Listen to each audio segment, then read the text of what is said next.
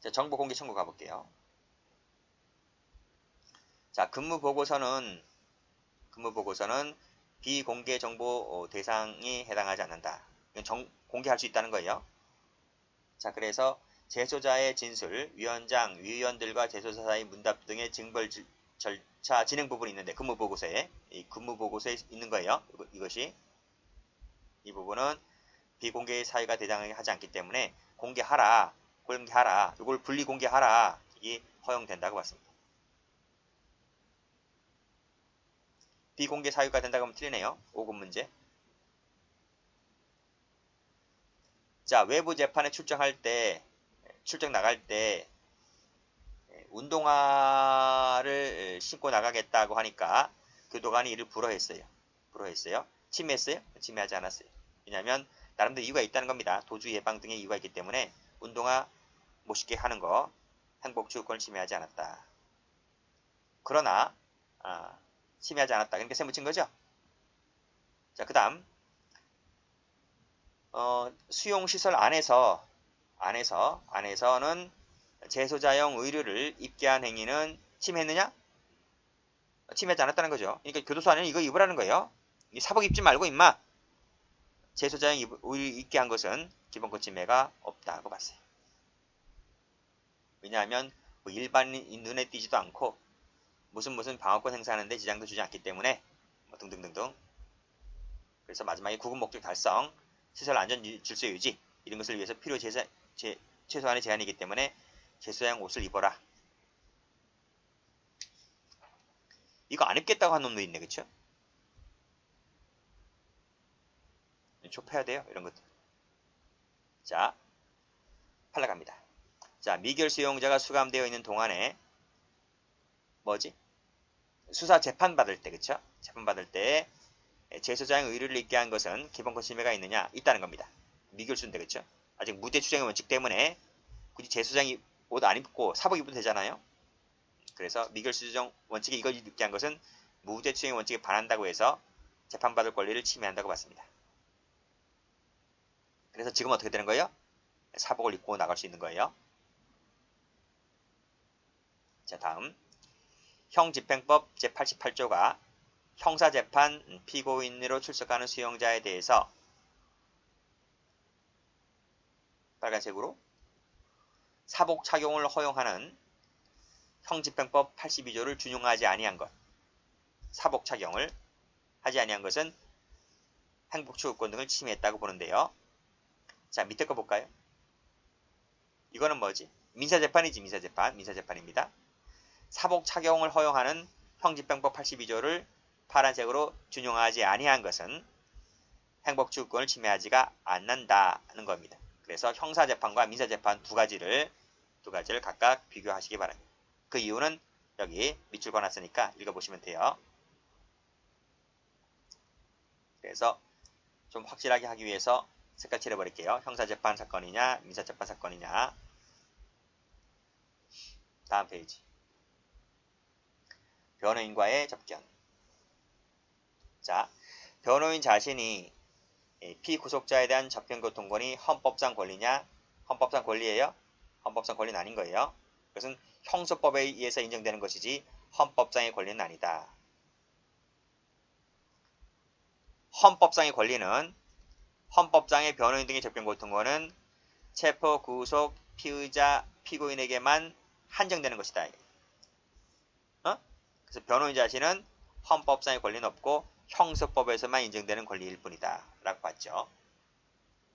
그래서 변호인 접견 교통을 침해받았다고 했을 때 변호인은 헌법소원을 청구할 수가 없어요. 헌법소원 청구할 수가 없다.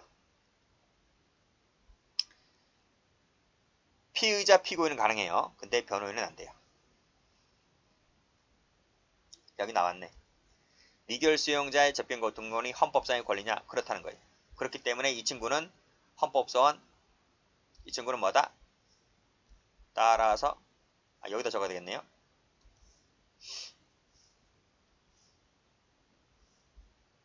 이 친구는 헌법소원이 위 기출지문과는 달리 가능하다. 자, 미결 수용자의 변호인 접견권에 대한 제한 가능성 나와 있는데요. 미결 수용자의 변호인 접견권 역시 국가안전보장 질서유지 공공본위, 이게 헌법 37조가 나와 있어요. 거기에 따라서 법률로서도 얼마든지 제한이 가능하다. 필요하다면. 다음. 미결 수용자의 변호인 접견 시 교도관 참여 여부인데요. 자, 미결 수용자입니다. 그렇죠? 참여할 수 있나요? 참여할 수 있어 없어요? 참여의 위헌 여부네요. 참여하면 안 돼요. 참여는 안 된다. 그건 위헌이다. 위헌이다. 왜냐하면 밑에 변호인의 조력을 받을 권리를 침해하는 것이어서 헌법에 위반된다. 그 맞습니다. 자, 구치소장이 변호인 접견실에 CCTV를 설치합니다. 그렇죠? 그래서 관찰하는 건 가능해요. 관찰하는 건 가능하다. 대신 보는 건 가능하죠. 근데 듣거나 열람, 청취, 녹취 이런 건 안 돼요.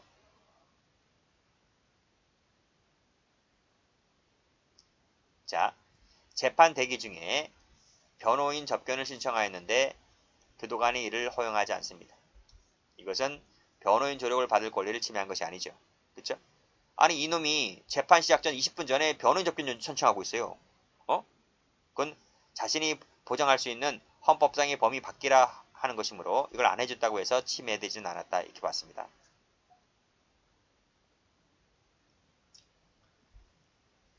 자, 미결 수용자, 변호인이 원하는 특정한 시점에서의 말하는 접견 불허는 변호인 조력을 발례를 거들 침해하지 않았다고 봤어요. 왜냐하면 이 나와있지? 시점을 전후하여 변호인 조력을 받을 권리가 충분히 보장되었다고 볼 수 있을 경우에는 비록 그 자 등이 변호인이 원하는 특정 시점에 접견이 이루어지지 못하였다 할지라도 침해되었다고 볼 수가 없다고 보았네요. 참고로 받으시고. 자, 접견이 미결 수용자 변호인 접견일 때에는 그 시간대를 대통령령으로 규정하는 것도 가능하다. 세무 쳐야 되나요? 세무 칠까요? 대통령으로 규정하는 것이 가능하다. 자, 임의 동행된 피의자와 피내사자에게도 변호인 접견권이 인정됩니다. 인정된다. 누구에게도? 임의 동행된 자에게도. 자, 수형자네요. 수형자. 수형자는 밑줄 X 하시고 변호인 조력을 받을 권리의 주체가 될 수가 없다는 겁니다.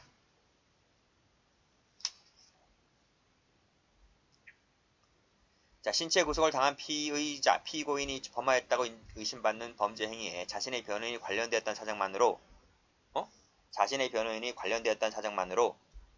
금지할 수 있습니까? 금지할 수 없다는 겁니다. 밑에 읽어보시고요. 자, 변호인 아닌 자에 대해서 서신을 검열하는 것은 당연히 헌법에 위반되지가 않죠. 변호인 아닌 자가 누군데? 가족, 친구 등을 말한다는 얘기죠. 공범들 될 수 있고요. 공범. 증거인멸, 도주 예방 등 차원에서 하는 것은 헌법에 위반되지가 않는다. 그러나 이건 밑에서 변호인이죠. 변호인의 서신을 검열하는 것은 헌법에 위반된다고 봤습니다. 두 가지 비교하셔야 돼요. 두 가지를 각각 비교하시고 그래서 위에 것은 변호인 아닌 자고요. 밑에 건 변호인입니다. 차이 좀 받으시고요.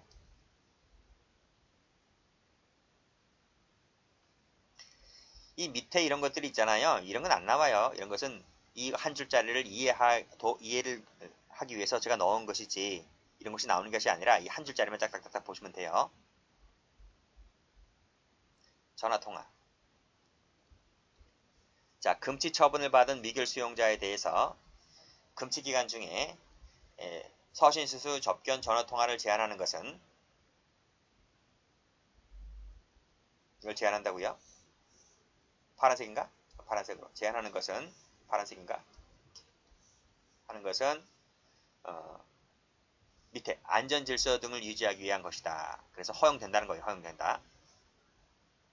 마지막에 이러한 제한 조항은 청구인의 통신의 자유를 침해하지가 않는다. 형집행법에 나와 있어요. 찾아보시면 거기 다 있어요. 자, 됐고. 그 다음에 종교 집회 참석 불허 확인 나와 있네요. 미결 수용자, 미지정 수용자에 대해서는 누구? 미결하고 미지정 연간 1회. 야, 너무 심하다, 그치? 한 번 정도 참석할 기회를 주고 있대. 너무 적죠, 그쵸? 너무 적다. 그래서 이것은 종교자유 등을 침해했다. 이렇게 보고 있네요. 이거 봐봐. 일반 재소자들은 월 3, 4회를 주는데 왜 이 친구들만 1년에 한 번밖에 안 주지? 합리적 차별이 아니잖아, 그쵸? 정당한 이유가 있는 차별이 아니기 때문에 이것은 종교자유를 침해했다고 봤습니다. 자, 유치장 가볼까요? 자, 유치장. 자, 냄새가 유출되는 유치실 내 화장실 사용하도록 강제한 것은 기본권 침해가 있다고 봤네요. 그 다음에 밑에 보시면 사법경찰관이 유치장에 수용된 피의자에 대한 변호인의 수진권 행사에 의무관 참여를 요구한 거.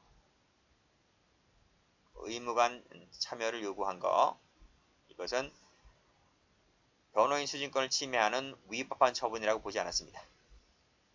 밑에 봐두시고.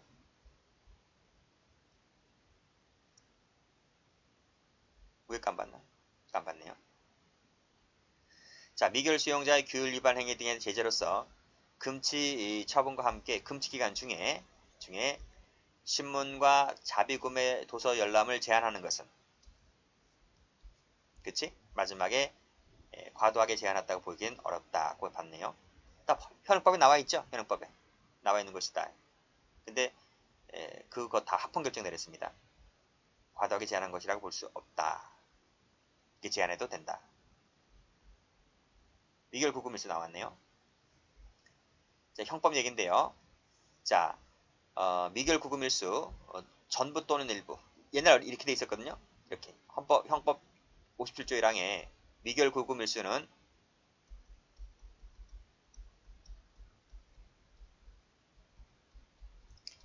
전부 또는 일부를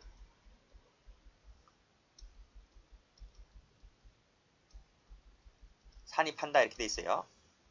근데 이 일부라는 말이 또는 일부라는 말이 뭐다? 또는 일부라는 말이 이 말이 위헌결정 받았다. 위헌결정. 무슨 말인지 알죠? 지금 그래서 어떻게 된다? 지금은 전부를 100% 산입을 해줘야 한다. 이렇게 바뀌었단 말이죠. 미결 구금일수는 뭐다? 100% 산입이에요. 일부 산입이 아니고요. 그 일부 산입을 바로 뭐다? 위헌결정 내렸다. 100% 산입이기 때문에 별도로 미결 구금일수 산입에 대한 판단을 할 필요 있어요? 없어요? 판단할 필요가 없는 거지. 판단할 필요가 없다. 왜? 무조건 산입이니까. 석방. 자, 무죄 판결 나왔네요. 나왔는데도 불구하고 그 의사에 반해서 교도소를 끌고 가면 돼야 안 돼요? 안 되지.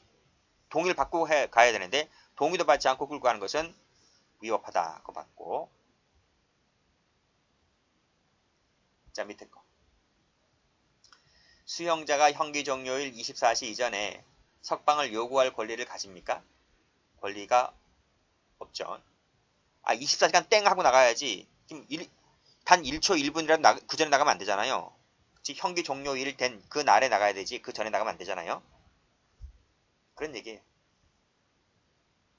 그래서 이 124조 2항을 대상으로 한 이 사건 심판 청구는 기본권 침해 가능성을 인정할 수가 없다. 기본권 침해가 되지 않는다. 이런 말이에요.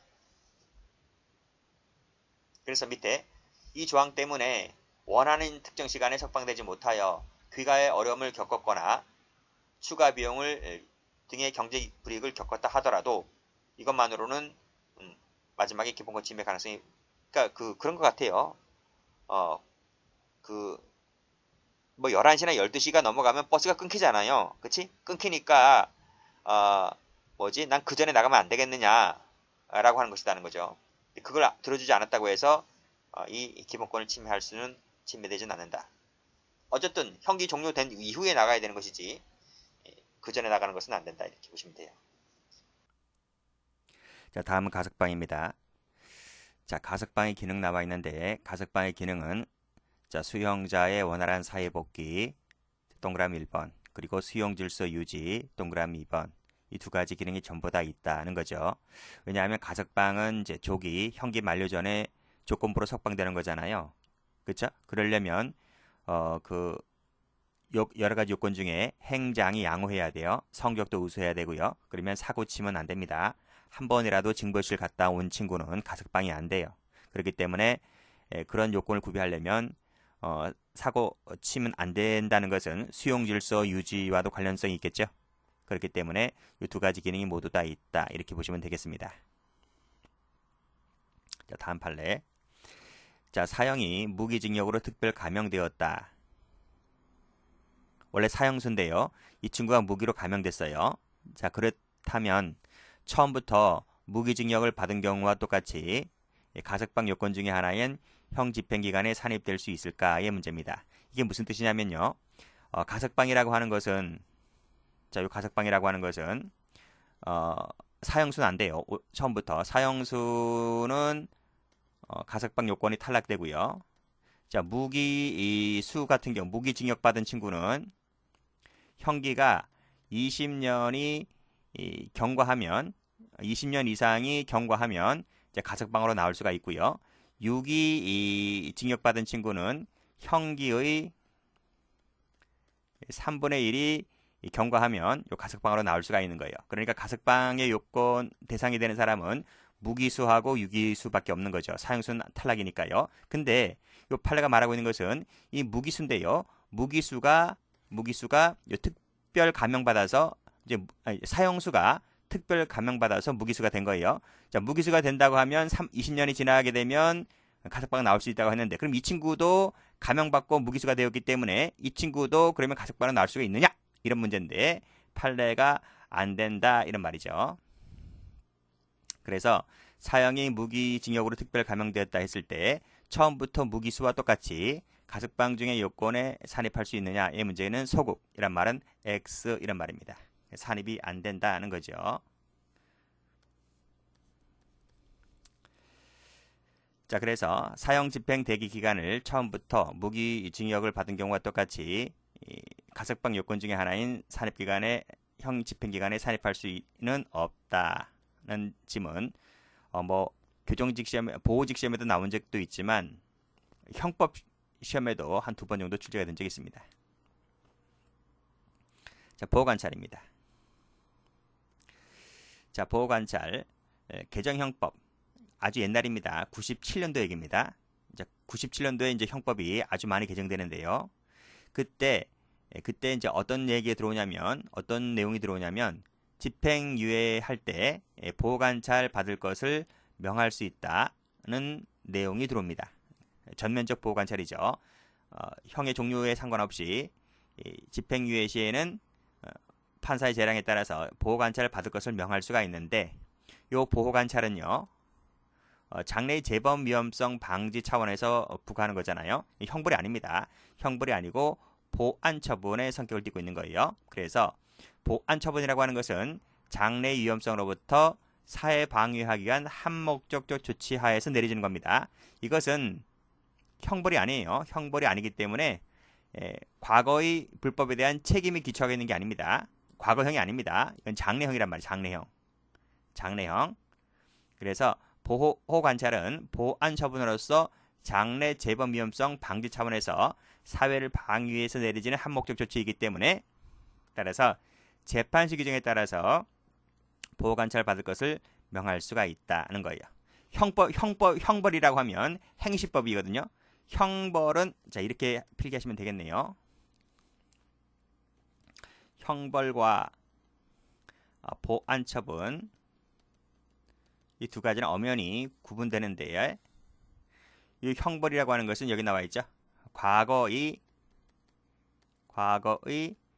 책임에 기초를 두고 있지만 보안 처분은 장래의 재범 위험성으로의 기초를 두고 있는 거예요. 그래서 기초가 완전 다르고요. 자, 과거형이기 때문에 이건 근거법이 행위시법입니다. 행위시라고 하는 것은 범죄 행위 당시에 존재했던 법을 말합니다. 그래서 행위시라고 하는 것은 항상 범죄 행위시를 말합니다. 범죄 행위 당시에 존재했던 법에 근거하여 처벌하거든요. 그렇지만 보안처분이라고 하는 것은 장래형이기 때문에 범죄 행위 당시에 존재했던 법이 아니라 재판받을 때에 존재하는 법입니다. 이걸 재판시법이라고 그래요. 재판시법에 근거하여 처벌하는 것이죠. 그래서 근거라든지 처벌 관련된 법규도 많이 차이가 있습니다. 자, 그래서 재판시법인 것이지 이것을 CF 행위시법에 근거하여 처벌한다 그러면 틀립니다. 색깔 칠하시고.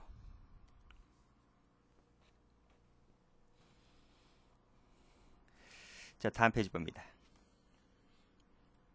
자, 이건 뭐냐면 집행유예를 선고할 때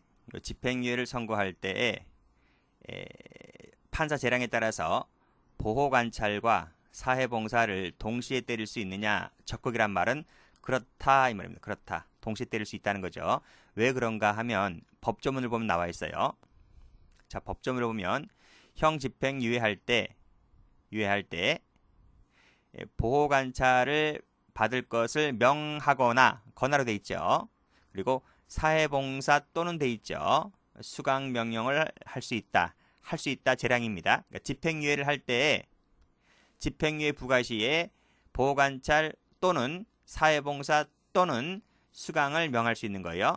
할 수 있다라고 돼 있으므로 이것이 재량사항인 거죠.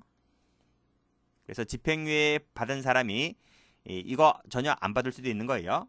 전혀 안 받을 수도 있고 하나만 받을 수 있고 두 가지 받을 수 있고 세 개 몽땅 다 받을 수 있고 어디까지나 판사 재량사항입니다. 법조문 자체가 거나 또는 되어 있기 때문에 따라서 이 세 가지를 이 두 가지나 세 가지 모두를 동시에 때릴 수 있느냐? 때릴 수 있다는 거죠. 법조문 자체가 그렇기 때문에 그런 내용의 판례입니다. 자, 요 판례도 최근에 보직심에 나왔네요. 자, 형법에서 나오는 판례인데 보호관찰 명령 없이 사회봉사 수강 명령만 선고하는 경우에 보호관찰 대상자에 대한 특별 준수사항을 사회봉사 수강 명령자에게도 그대로 적용할 수 있느냐.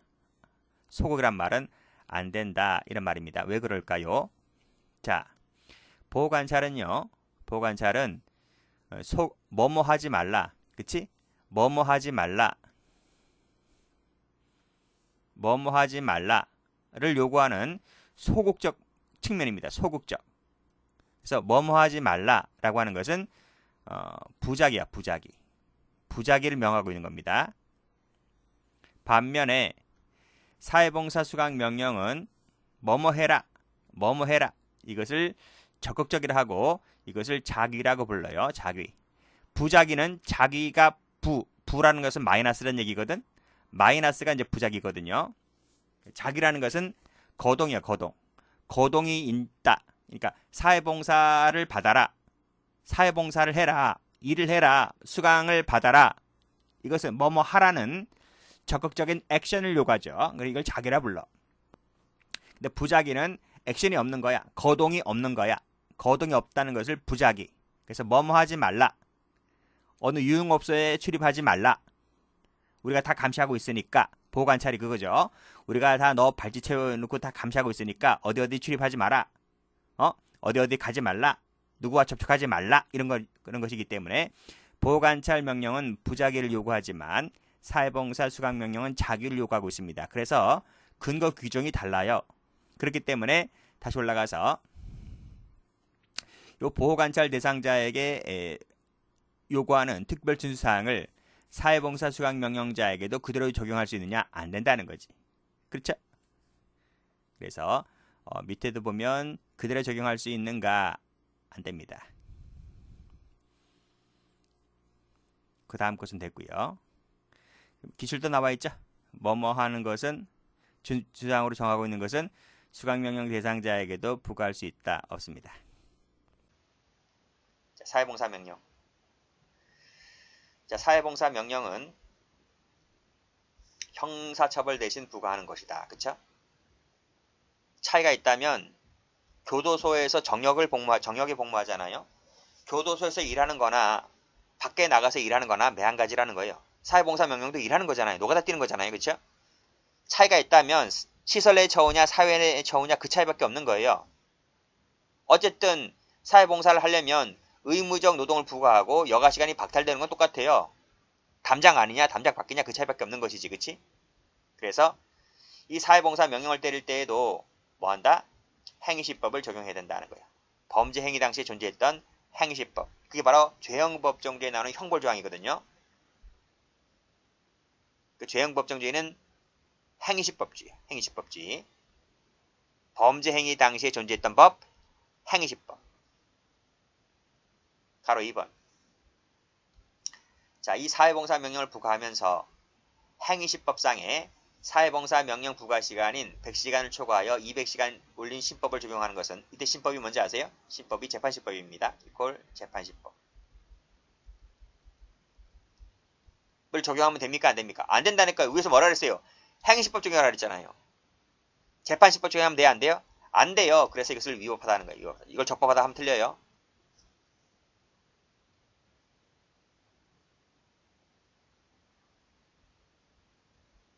자, 다음. 자, 사회봉사는 뭐라고 했어요? 일 또는 근로활동이다. 노가다 뛰는 거라고요. 이것이 무슨 사건인가 하면 적으세요. 정몽구 회장 사건이야. 정몽구 현대그룹 회장 있죠? 회장 사건. 정몽구 회장이 횡령 배임 혐의로 수백억이 나왔어요. 수백억을 횡령 배임했다고 해서 재판을 받았는데 거기서 뭡니까? 사회봉사 명령 몇백 시간을 받았단 말이에요. 집행유예 받으면서. 그때 그 변호인들이 그래서 변호인들이 정몽구 회장이 나이 많잖아요. 그 당시 때도 나이 많았는데 뭐 70대 넘었단 말이죠. 그쵸? 이 사람이 뭐 설거지를 해봤겠습니까? 뭐 방을 쓸어 봤겠습니까? 이런 걸 어떡하냐 이런 걸 어떻게 해? 그러니까 우리 정몽구 회장 나이도 많고 돈도 많은데 이거 못하겠고 이 돈 많으니까 이 금원을 사회에 출연시키면 안 되겠습니까? 이걸로 대신 땜빵하면 안 되겠습니까? 라고 하니까 팔라가 뭐라 그래요? 그건 안 된다는 거죠. 허용될 수가 없다. 허용될 수가 없다. 왜? 사회봉사는 노가다를 뛰는 걸 말하는 것이다. 노가다 뛰지 않고 돈으로 대신하는 것은 안 된다. 이런 말이. 또 그러니까 이번에 돈 말고 말이나 글을 발표하는 것으로 대신 땜빵하면 안 되겠습니까? 이렇게 이것도 안 된다 이거지. 왜? 이게 노가다는 아니니까요. 또 일정한 금전 출연을 내용으로 하는 사회공헌 계획의 성실한 이행을 하겠다. 이걸 발표하겠다. 뭐 준법 경영을 하겠다는 강연과 기고 이걸 대신 떼우면 안 되겠습니까? 라고 하니까 전부 다 안 된다는 거예요. 안 된다. 그래서 어떻게 했습니까? 결국은 노가다 뛰죠. 정몽구 회장이 노가다 뛰었어요. 그래서 고아원 이런 데 와가지고 애 젖주고 그런 거 사진 찍어가지고 사진을 제가 본 적이 있거든요. 사진 찍어서 보여주더라고. 쇼하는지 모르겠지만 그런 적이 있었습니다. 전자감시 봅니다. 자, 전자장치 부착이 하는 법률인데요. 자, 보호관찰을 명할 때에만 이 발찌를 찰 수가 있느냐, 발찌를 찰 수가 있느냐라는 거예요. 그렇다는 거예요. 왜냐하면 발찌만 채우고 보호관찰을 하지 아니하면 걔네들이 끈은 도망가요.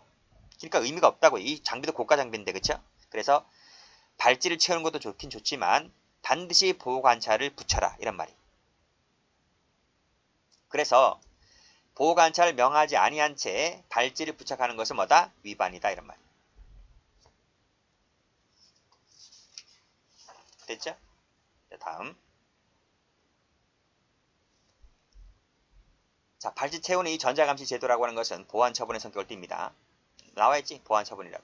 재범 위험성 방지죠. 재범 위험성 방지.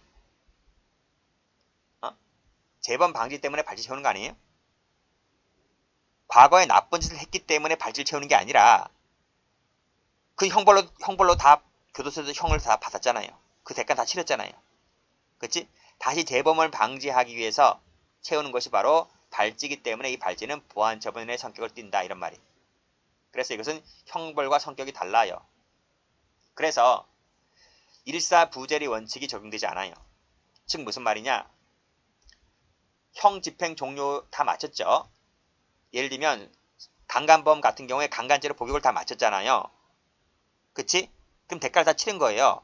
근데 이 새끼 나가면 또 같이 또 강간할 것 같아요. 그래서 부착명령을 집행한다 해서 이것이 일사부재리 원칙에 위반되지 않는다고요. 이중처벌이 아니라는 거예요. 됐습니까? 네, 됐습니다. 여기까지 합니다.